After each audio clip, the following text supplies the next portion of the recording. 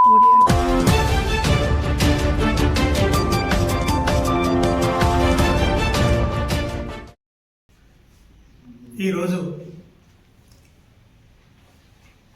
జాతీయ BC council member ఆకుల వివేక్ పటేల్ గారి ఆధ్వర్యంలో నాగర్ కర్నూల్ కుమ్మెర గ్రామంలో జరిగిన సంఘటనను ఖండిస్తూ ప్రెస్ మీట్ ఏర్పాటు చేయడం జరిగింది. మరి ఈ సమావేశానికి విచ్చేసిన వివిధ కుల సంఘాల నాయకులకు, వివిధ పార్టీల నాయకులకు ప్రతి ఒక్కరికి బహుజన వందనాలు తెలియజేస్తూ, నా పేరు డాక్టర్ మంద భాస్కర్ యాదవ్, సహజ కవి, సామాజిక రచయిత. మరి రోజులు పోయిన, రాజులు మారిన, ఇప్పటికీ అగ్రకుల నియంతృత్వ ధోరణి లోపల మార్పు రావడం లేదు. దీనికి నిలువెత్తు నిదర్శనమే నాగర్ కర్నూల్ లోపల జరిగిన ఒక దుర్భరమైన సంఘటన. మరి ఒక బీసీ కులానికి చెందిన ఒక రజక మహిళలపై విచక్షణ రహితంగా దాడి చేస్తూ మరి 2 నెలల పసిపాపను చూడకుండా వారిని కాలితో తొక్కి చంపడం అంటే యావత్ సభ్య సమాజం సిగ్గుతోటి తలదించుకోవాలి.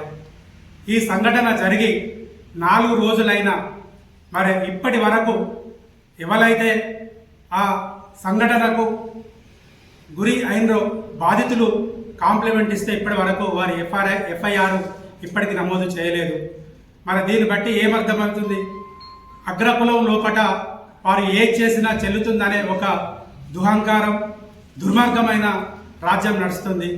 మరి తెలంగాణ రాష్ట్ర ప్రభుత్వం ప్రజాపాలన, ప్రజల కోసమే మేమున్నామని చెప్పుతూ మరి ఈ రాష్ట్రానికి హోంమంత్రిగా కూడా మన గౌరవ ముఖ్యమంత్రి వర్యులు రేవంత్ రెడ్డి గారు బాధ్యతలు నిర్వహిస్తున్నారు.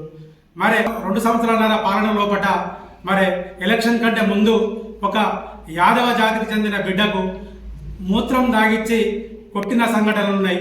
మరి ఇప్పుడు ఒక రజక బిడ్డలపై దుర్మార్గంగా మరి దాడి చేసి వారిని హింసించి పసిపందును కూడా మరి తొక్కి చంపిన సంఘటనలు జరుగుతున్నాయి.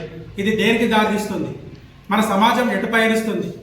ప్రజలు ఎట్లా జీవించాలి? ఇప్పటికైనా ప్రభుత్వం తక్షణమే ఆ సంఘటనకు ఎవరైతే ఆ సంఘటనను చేసిందో వారిని ఒక రిటైర్డ్ జడ్జితోటి ఎంక్వైరీ చేయించి వారిని కఠినంగా శిక్షించాలి.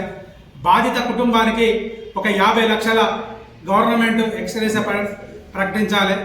మరి తక్షణమే ఎవరైతే నిందితులు ఉన్నారో వారిని ఎఫ్ఐఆర్ బుక్ చేసి వారిని కఠినంగా శిక్షించాలి. లేనిచో మరి అన్ని కుల సంఘాలతోటి బహుజనులు అందరూ కలిసి మరి ఈ కార్యక్రమాన్ని ఉధృతం చేసి న్యాయం జరిగేలాగా పోరాడతాం. ఇటువంటి చర్యలు జరగకుండా చూసుకోవాల్సిన బాధ్యత ఈ ప్రభుత్వంపై ఉంది. ఇప్పటికీ ప్రభుత్వం వారి మీద చర్యలు తీసుకోకుంటే భవిష్యత్తు లోపల మరి ఇంకా మూల్యం చెల్లించుకోక తప్పదు. ఇప్పటికైనా ప్రభుత్వం ఆ బాధితులకు న్యాయం చేయాలని చేస్తారని ఆశిస్తూ బీసీల ఐక్యత, బీసీల ఐక్యత, బీసీల ఐక్యత, బీసీల ఐక్యత, బీసీల ఐక్యత, బీసీల ఐక్యత.